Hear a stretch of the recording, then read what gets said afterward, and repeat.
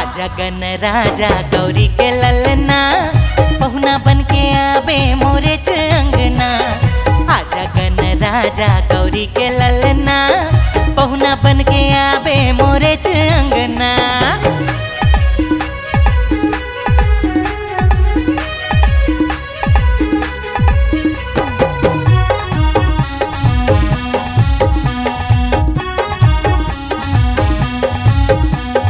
रिद्धि और सिद्धि ललाबे संगे माँ, मोला रंगाले तोर भक्ति के रंग माँ। रिद्धि और सिद्धि ललाबे संगे माँ, मोला रंगाले तोर भक्ति के रंग माँ। आजा आजा आजा गौरी के ललना, 11 दिन भर आजा बनी के पहुना।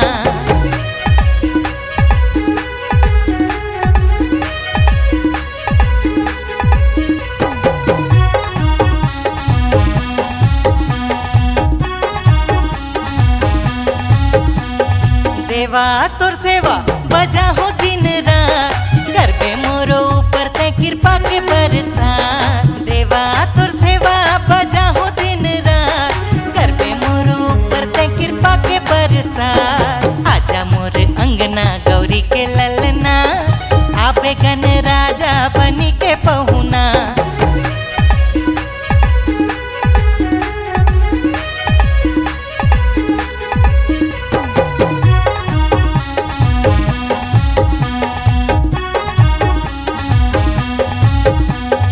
बल बुद्धि विद्या के तिहि दाता, दुखियन मन के तिहि भाग विधाता।